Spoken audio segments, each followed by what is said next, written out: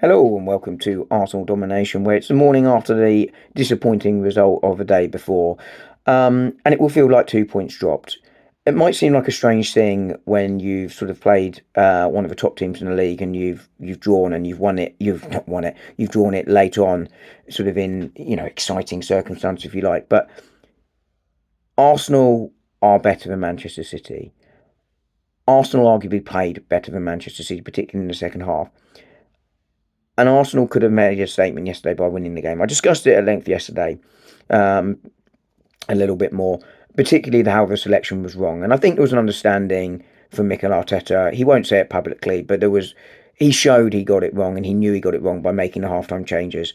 Madueke, I think, would have stayed on had he not been injured.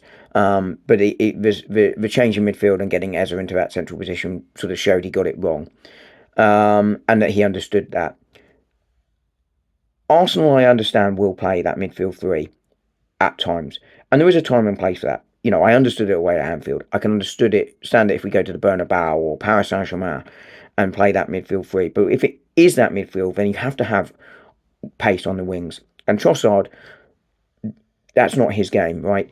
He's more similar to Eza. He's not of the same level, but he's sort of trickery, creativity, looking for the sort of unexpected. Eza can do that to a better level, but also with pace. Or you go with Martinelli on that left and you run at defenders, and particularly with those Manchester City fullbacks, you wanted to make their life difficult by attacking them with pace yesterday. And I think it's a Trossard selection, not to have a go at him, that was more annoying to me than the midfield three selection. But the two things combined didn't work. And it leads to this frustration, an understandable frustration, when we now have the attacking riches that we do. In seasons gone by, we built the side from the back front. We now have the complete side and we have to go and use it. And I think we have to go and send a message to the league at times that we're not scared.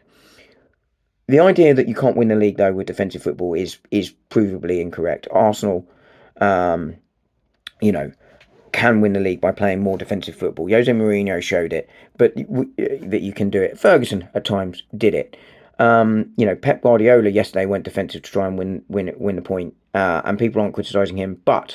And here's the big but: you also have to show intent, and the difference from yesterday to those Jose Mourinho side or Ferguson side, where the attacking intent didn't come till too late. They didn't send a message that we are better than you from the off, and we're going to play good defensive football, but we're going to get at you too. And that is the thing that he now has to get right going forward, and that has to start at Newcastle. He has to go there and show more attacking intent, because he has to A, win the game, but B, he needs to change the narrative, or else he's in trouble.